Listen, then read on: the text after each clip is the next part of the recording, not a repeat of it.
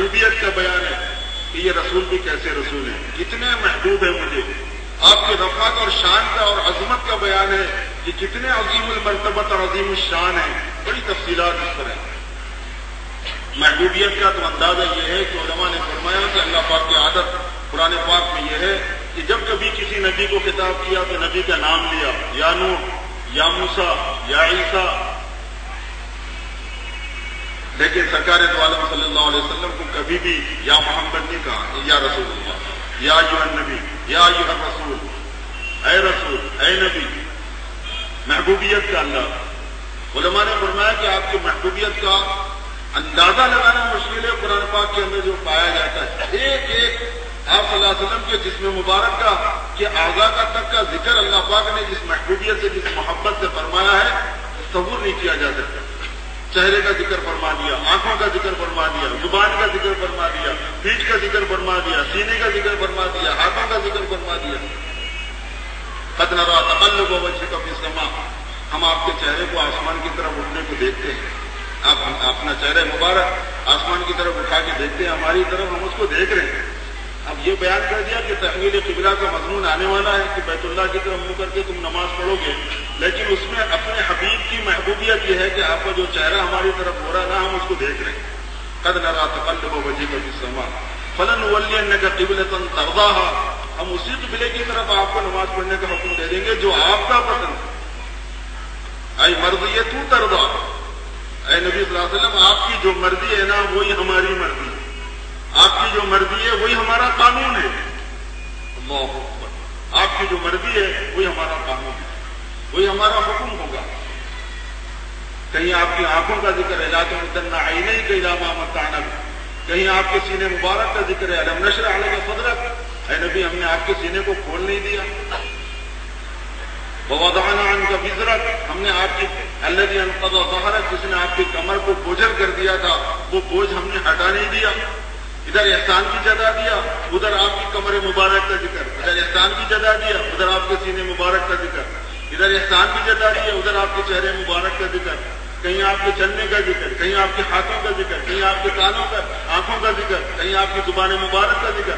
لا تحرک به لسانک، آپ اپنی زبان کو حرکت مت دو، وہی نازل ہوتے ہوگا، ہم خود ہی آپ کرا دے رہے ہیں، ہم اتار دے رہے ہیں، سنتے رہو غور سے، اور دل میں جما دینا ہمارے دل میں، بھولیں گے ہی نہیں آپ۔ لا تحرک به لسانک لتعجل به ان علینا جمعه وقرآنہ، ہم جمع کرتے ہیں، ہم اس کو پڑھوائیں گے، آپ کے دل میں جمع کرا دینا، آپ کو رٹنے پر موقف نہیں ہے کہ آپ رٹیں گے تو آپ کو یاد ہوگا، نہیں، یاد ہم بغیر رٹے کے کرانے والے ہیں آپ کو۔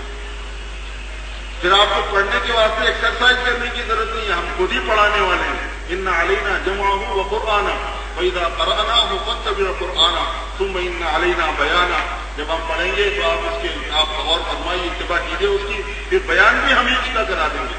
مطلب کیا ہے ہم خود ہی سمجھا دیں گے، تفصیلات کیا ہے وہ ہم خود ہی آپ کو بتا دیں گے۔ کیا محبوبیت ہے سرکار دو عالم صلی اللہ علیہ وسلم کی۔ لا تحرک به لسانک، ہاتھوں کا ذکر ہے، آنکھوں کا ذکر ہے، سب یہ ایک محبوبیت ہے، اس میں ایک انداز ہے اور اس میں ایک محبوبیت ہے، اور پھر اس کے ساتھ عظمت کا ذکر ہے، شان کا ذکر ہے۔ ورفعنا لک ذکرک، ورفعنا لک ذکرک، ہم نے آپ کا ذکر بلند کیا ہے، ہم نے آپ کا ذکر بلند کیا ہے۔ حضور پاک صلی اللہ علیہ وسلم نے پوچھا خود اللہ تعالیٰ سے کہ رفع ذکر کا کیا مطلب ہے، آپ نے میرے ذکر کو بلند کیا، اس کا کیا مطلب ہے؟ اللہ رب العزت نے فرمایا متا اذکر تذکر، جب میں یاد کیا جاؤں گا تو تم بھی یاد کیے جاؤ گے، جب میں ذکر کیا جاؤں گا تو تم بھی ذکر کیے جاؤ گے۔ جب اشہد ان لا الہ الا اللہ کوئی کہے گا تو اس پر اشہد ان محمد رسول اللہ بھی لازم کر دوں گا۔ جب کبھی اذان میں، جب کبھی اقامت میں، جب کبھی کلمہ توحید میں، جہاں میرا ذکر آئے گا وہاں آپ کا بھی ذکر آنے والا ہے، یہ آپ کی شان ہے۔ اور پوری دنیا میں 24 گھنٹے ایک سیکنڈ کے انقطاع کے بغیر، ایک سیکنڈ کو چھوڑے بغیر حضور پاک صلی اللہ علیہ وسلم کا ذکر مبارک پوری دنیا میں گھومتا رہتا ہے، کیونکہ کہیں نہ کہیں اذان کا وقت ہوتا ہی رہتا ہے، کہیں نہ کہیں اقامت کا وقت ہوتا ہی رہتا ہے، کہیں کہیں نماز کا وقت ہوتا ہی رہتا ہے۔ کسی جگہ عشاء ہے تو کسی جگہ فجر ہے تو کسی جگہ ظہر ہے تو کسی جگہ نگاہ کرے آپ کو کسی جگہ پہ کوئی وقت ایسا ملے گا ہی نہیں جہاں سرکار دو عالم صلی اللہ علیہ وسلم کا نام آسمان و زمین کے درمیان میں نہ لیا جا رہا ہو. پھر آسمانوں میں کیا ہو رہا ہے وہ تو اللہ ہی کو معلوم ہے کہ کیا ہے. بڑی شان ہے سرکار دو عالم صلی اللہ علیہ وسلم. ہم نے آپ کو جو رفع شان عطا فرمایا ہے اور رفعنا لک ذکر، اور پھر آپ کی شان کو بتانے کے لیے یہاں تک فرما دیا کہ سارے نبیوں کے لیے ہم نے لازم کیا ہے کہ وہ آپ کی اتباع کریں، آپ پر ایمان لائیں، آپ کی نصرت کریں. وَإِذْ أَخَذْنَا مِنَ النَّبِيِّينَ مِيثَاقَهُمْ وَمِنْكَ وَمِن نُوحٍ وَإِبْرَاهِيمَ وَمُوسَىٰ وَعِيسَىٰ ابْنِ مَرْيَمَ وَأَخَذْنَا مِنْهُم مِيثَاقًا غَلِيظًا وَإِذْ أَخَذَ اللَّهُ مِيثَاقَ النَّبِيِّينَ لَمَا آتَيْتُكُم مِّن كِتَابٍ وَحِكْمَةٍ ثُمَّ جَاءَكُمْ رَسُولٌ مُّصَدِّقٌ لِّمَا مَعَكُمْ لَتُؤْمِنُنَّ بِهِ وَلَتَنصُرُنَّهُ. یاد کرو اس وقت کو جب ہم نے سارے نبیوں سے اس بات کا وعدہ لیا تھا کہ چونکہ میں نے تمہیں کتاب دی ہے، تم کو میں نے علم دیا ہے، تم سمجھدار ہو، اس لیے تم سے یہ وعدہ لے رہا ہوں کہ جب میرے رسول آئے تو تم ان پر ایمان بھی لاؤ گے اور ان کی نصرت بھی کرو گے. سارے نبیوں سے تشریف لانے کے اعتبار سے سب سے آخر میں ہے، لیکن سارے بشمول آدم علیہ السلام کے، آدم علیہ السلام سے لے کے عیسیٰ علیہ السلام تک جتنے پیغمبر سرکار دو عالم صلی اللہ علیہ وسلم سے پیش کر آئے، ان سب سے یہ وعدہ لیا گیا لَتُؤْمِنُنَّ بِهِ، ان پر ایمان لانا اور اپنی امت کو ایمان لانے لگانا، ان کو بتا دینا کہ ان پر ایمان لانا ضروری ہے. خالی مجھ پر بھی ایمان لانا کافی، ہر نبی یہ بتاتے تھے کہ مجھ پر ایمان لانا کافی نہیں ہے، ایک پیغمبر آنے والے ہیں سب سے بڑے، ان پر ایمان لانا ضروری ہے. اور وَلَتَنصُرُنَّهُ، اور تم ان کی نصرت بھی کرنا، ان کے کام میں شریک بھی ہونا. اللہ تبارک و تعالیٰ نے فرمایا کہ قالوا أَأَقْرَرْتُمْ وَأَخَذْتُمْ عَلَى ذَلِكُمْ قَالَ أَأَقْرَرْتُمْ وَأَخَذْتُمْ عَلَى ذَلِكُمْ مِصْرِي. فرمایا تمہیں اقرار ہے اس بات کا، نبیوں سے اللہ فرما رہے ہیں، اور تم یہ وعدہ مجھ سے کرتے ہو. قالوا أَقْرَرْنَا، سارے پیغمبروں نے کہا کہ پروردگار ہمیں اقرار ہے، ہم معاہدہ کرتے ہیں، ایگریمنٹ کرتے ہیں اس بات کا. قال فاشهدوا وأنا معكم من الشاهدين. اللہ رب العزت نے فرمایا کہ گواہ رہو، میں گواہ ہوں اس بات کا، تمہارے اس معاہدے پر جو گواہ ہے اتنے سے میں ہوں. سرکار کی شان ہے میرے دوست. لقد جاءكم رسول من انفسكم عزيز عليه ما عنتم حريص عليكم بالمؤمنين رؤوف رحيم فإن تولوا فقل حسبي الله لا إله إلا هو. ایسے رسول تمہارے پاس آئے جو تم پر انتہائی شفقت کرنے والے ہیں، اگر تمہیں کوئی تکلیف پہنچتی ہے تو ان کو زیادہ دکھ ہوتا ہے، تمہاری تکلیف سے ان کو دکھ ہوتا ہے، وہ رحم ہے، وہ شفقت ہے ان کے اندر. قد انزلنا الیکم ذکرا رسولا، ہم نے تمہاری طرف ذکر نازل کر دیا ہے جو کہ رسول ہیں.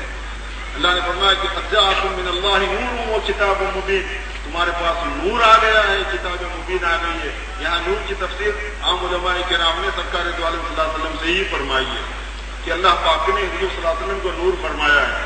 دیکھیں سراپا نور ہی نور تھے، آپ انسان تھے، اس کے ساتھ نور تھے، نورانی انسان، سراپا نور. قد جاءکم من اللہ نور و کتاب مبین یہدی بہ اللہ من اتبع رضوانہ سبل السلام ویخرجہم من الظلمات الى النور بإذنہ ویہدیہم الی صراط مستقیم. خلاصہ میرے دوستو بھائیو یہ ہے کہ دوسرا مرکزی مضمون حضور پاک صلی اللہ علیہ وسلم کی رسالت کا، آپ کی محبوبیت کا، آپ کی عظمت کا اور آپ کی اتباع کا ہے. آپ کو ماننا پڑے گا، آپ کے پیچھے چلنا پڑے گا، آپ کی غلامی کرنی پڑے گی. قیامت تک آنے والے انسانوں کو سرکار دو عالم صلی اللہ علیہ وسلم کی غلامی کے بغیر نجات نہیں ملنے والی ہے. قرآن پاک میں جگہ جگہ یہ مضمون ہے. فَلَا وَرَبِّكَ لَا يُؤْمِنُونَ حَتَّىٰ يُحَكِّمُوكَ فِيمَا شَجَرَ بَيْنَهُمْ ثُمَّ لَا يَجِدُوا فِي أَنفُسِهِمْ حَرَجًا مِّمَّا قَضَيْتَ وَيُسَلِّمُوا تَسْلِيمًا. تمہارے پروردگار کی قسم یہ لوگ ایمان والے شمار نہیں ہوں گے جب تک کہ آپ کے فیصلے کو قبول نہ کر لیں، آپ کو حکم نہ بنا لیں، پھر آپ کے فیصلے کے بعد، آپ کا حکم دے دینے کے بعد میں اپنے دل میں تنگی بھی محسوس نہ کریں، اپنے دل میں بوجھ بھی محسوس نہ کریں کہ بھئی یہ کیا ہے، یہ کیسا کرنا، یہ تو مشکل ہو گئی. نہیں، ثم لا يجدوا في أنفسهم حرجا مما قضيت، جو آپ نے فیصلہ فرما دیا اس کی تنگی بھی اپنے اندر محسوس نہیں کرنا. اگر تنگی بھی محسوس کریں گے تو بھی ایمان معتبر نہیں ہوگا. لا يؤمنون ولا وربك لا يؤمنون، ایمان والے نہیں ہو سکتے. وما ارسلنا من رسول الا ليطاع، ہم نے بھیجا ہی ان کو اس لیے تاکہ ان کی اطاعت کی جائے، تاکہ ان کی بات مانی جائے. اطیعوا اللہ واطیعوا الرسول، اللہ کی اطاعت کرنا، رسول کی اطاعت کرنا. اور جو آدمی رسول کی اطاعت نہ کرے ایسے کافروں سے اللہ تبارک و تعالیٰ دوستی نہیں کرتا. ایسا جملہ ہے جو رسول کی اطاعت نہ کرے ایسے کافروں سے اللہ تعالیٰ چاہتا نہیں ایسے کافروں کو. تو رسول کی اطاعت نہ کرنے کو کافر بتاتا ہے. حضور پاک صلی اللہ علیہ وسلم کی اطاعت کا حکم کہ بات مانو.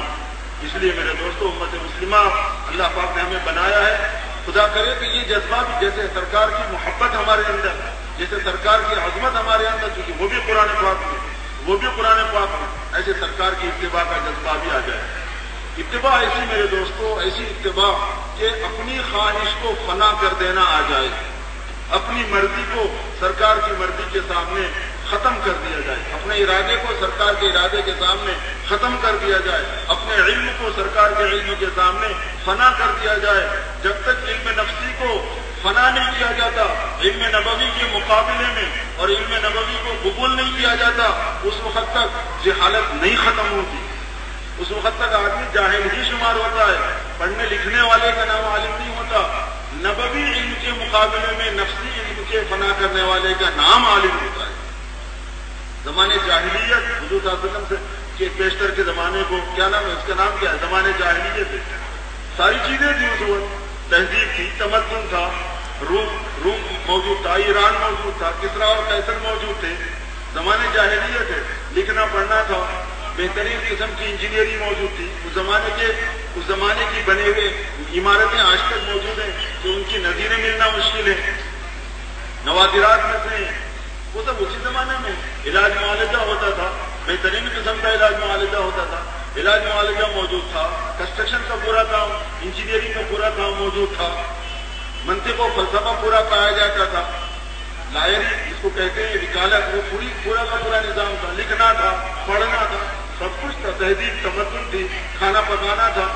عرب سادہ انداز میں تھے، لیکن قیصر و کسرا تو ہزار سال تمدن کرتے آ رہے تھے. پورے زمانے کو زمانے جاہلیت کہا گیا ہے. وہ زمانہ جاہلیت تھا. کیوں؟ اس واسطے کہ وہاں نبی کی مرضی نہیں تھی، وہاں نبی کا علم نہیں تھا. علم نبوی کو قبول کر لینا، علم نفسی کو ختم کر دینا، ارادے مرضی نبوی کو قبول کر لینا، مرضی نفسی کو ختم کر دینا، اس کا نام ہے علم اور اس کا نام ہے اتباع میرے دوستو. اور جب تک یہ امت مسلمہ نہیں کرتی، اس وقت تک اللہ تبارک و تعالیٰ کی نصرت اور مدد کے فیصلے امت مسلمہ کے حق میں نہیں ہوتے. اور یہ مطلب ہے وما ارسلناک الا رحمۃ للعالمین کا، کہ ہم نے آپ کو رحمت للعالمین بنا کے بھیجا ہے. بس جس کو رحمت چاہیے اس کو آپ کو بلانے میں آنا چاہیے.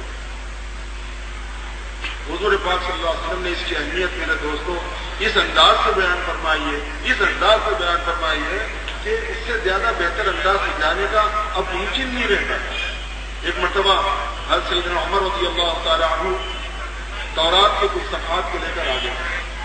وہ تورات پڑھنا جانتے تھے، ظاہر ہے کہ وہ اللہ کا کلام ہے، اگرچہ کہ ان لوگوں نے اونچ نیچ کر دی، گڑبڑ کر دی تھی، مگر بہت جگہ پر محفوظ بھی تھا وہ. تو اس کے مضامین کے اندر لذت بھی تھی، اس میں علم موجود تھا، اٹریکشن تھا، بہت جاذبیت تھی. وہ آگے پڑھنے لگے اور سوچا کہ سرکار بھی خوش ہوں گے کہ پچھلی کتابوں کے مضامین ہیں، آپ صلی اللہ علیہ وسلم اللہ کے پیغمبر ہیں، یہ بھی اللہ کی کتاب ہے جو موسیٰ علیہ السلام سے اتری تھی. اب اگر میں پڑھ کے سناتا ہوں تو آپ کو خوشی ہوگی، چلو آپ کو سناتے ہیں. آپ صلی اللہ علیہ وسلم تشریف فرمائیں، صدیق اکبر رضی اللہ تعالیٰ عنہ تشریف فرمائیں، بازو میں آپ کے خادم کی حیثیت سے بیٹھے ہوئے. عمر رضی اللہ تعالیٰ عنہ سامنے آ گئے اور پڑھنا شروع کر دیا. اور پڑھنے میں مگن ہو گئے. مضامین بڑے اچھے تھے، مزہ آ رہا تھا تو پڑھنے میں مگن ہو گئے. حضور پاک صلی اللہ علیہ وسلم کے چہرے کے اوپر ایک رنگ آ رہا ایک رنگ جا رہا، سرخ ہو گیا، غصے میں آ گئے. اور جب آپ ناراض ہوتے آپ سرخ ہو جاتے تھے، لال ہو جاتے تھے. صحابہ کہتے ہیں کہ جب آپ ناراض ہوتے فوراً آپ کے چہرے سے سمجھ میں آیا تھا کہ آپ ناراض ہو گئے، اس لیے کہ آپ بہت زیادہ گورے تھے تو رخسار مبارک ایک دم سرخ ہو جاتا تھا. اور ایسا ہوتا تھا کہ کانما عصر علی وجنتیہ الرمان، ایسے لگتا تھا کہ جیسے آپ کے کلوں پہ آپ کے رخسار پر انار نچوڑ دیا گیا. آپ صلی اللہ علیہ وسلم کا چہرہ انور ایک دم سرخ ہو گیا. صدیق اکبر نے دیکھا آپ صلی اللہ علیہ وسلم پہ ناگواری کے آثار ہیں. حضرت عمر پڑھنے میں لگے ہوئے ہیں. حضرت عمر کو ڈانٹا زور سے. صدیق اکبر پڑھا، عمر دیکھتا نہیں کیا حال ہے، پڑھے جا رہے ہیں. جیسے عمر رضی اللہ